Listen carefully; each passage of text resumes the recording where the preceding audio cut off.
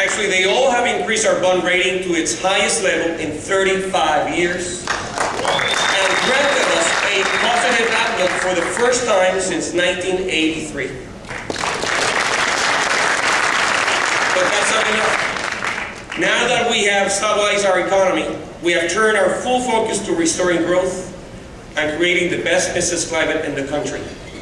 We have turned to a model where entrepreneurship and innovation are the drivers of economic growth and opportunity, not government.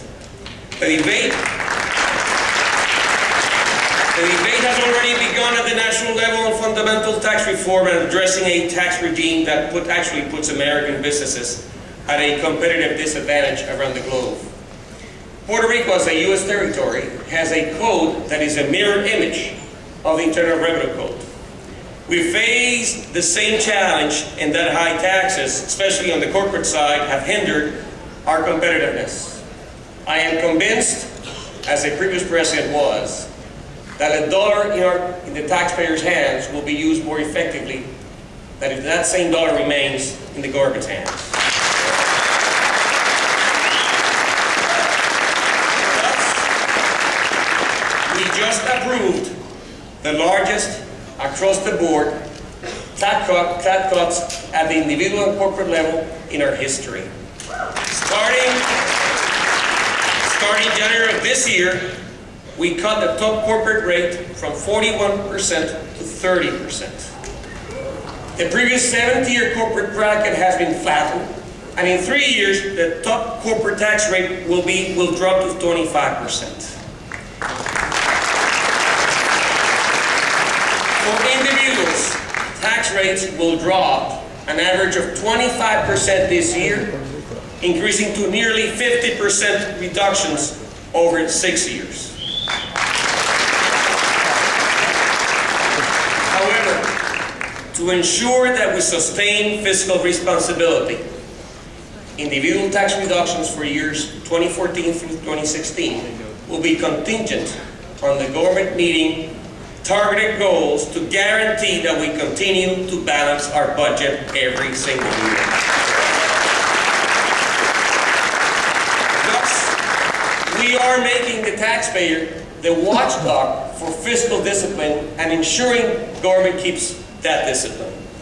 In addition to the tax reform plan, we have instituted other significant plans in our reform agenda to promote growth and to create jobs.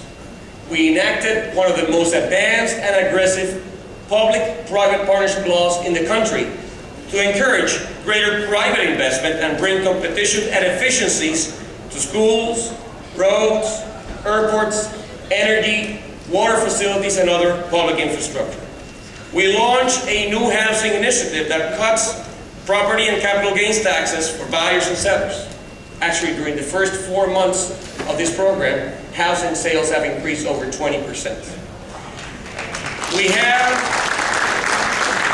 some of the highest energy costs in the nation and rely on imported oil for almost 70% of our power generation. So we have begun a comprehensive energy program to dramatically reduce our dependence on foreign oil in favor of natural gas and renewable energy.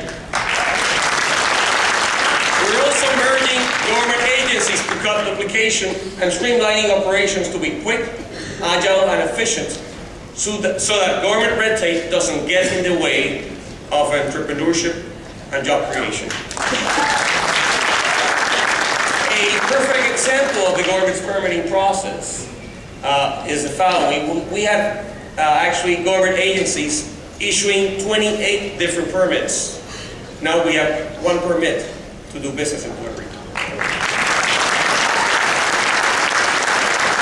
With this reforms, we are convinced that job creation will be spurred, consumers will be stronger, and the economy will be more competitive and prosperous. I was fortunate enough that I had the support of our state legislature, and we were able to work as partners to address our challenges comprehensively. So I think that with big pickups in November in Congress, governor's offices, and state legislatures around the nation, bold leadership is possible. And as you know, the mandate from voters is that bold action in Washington is a must.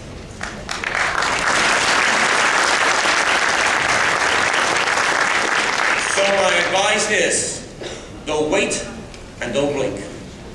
Make the tough decisions early and stick to them with courage.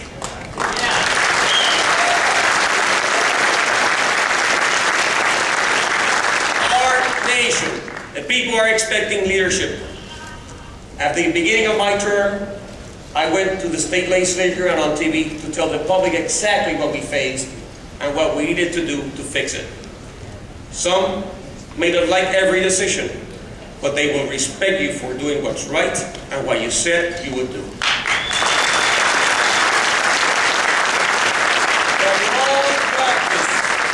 The long practice of allowing debt and deficits to grow unchecked has made our country less competitive. It is time for government to put its finances on the path of fiscal responsibility. I am confident that through clear and steady leadership, we will be able to address these challenges, just like many of us are doing all over the country. And that brings me back to the important topic I touched upon at the start, reaching out to Hispanics.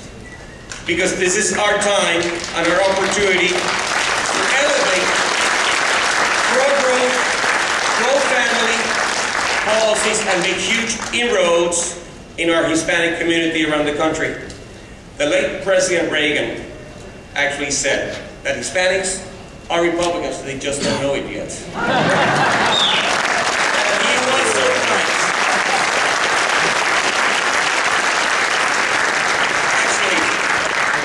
Actually, I started in the Republican Party as a student here in DC, stuffing envelopes in his first campaign. He brought many of us into this party.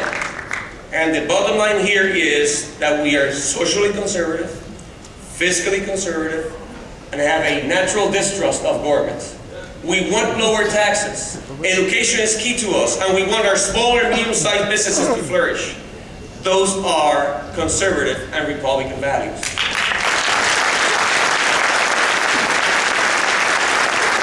It is clear that Republicans must reach out to Hispanics to build trust. I strongly agree and leave you with this belief. We don't have to run away from our values and our principles to attract their support. On the contrary, we have to proudly underscore them.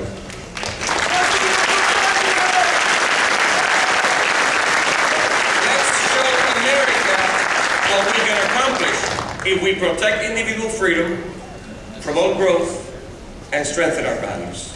Thank you all, and God bless you.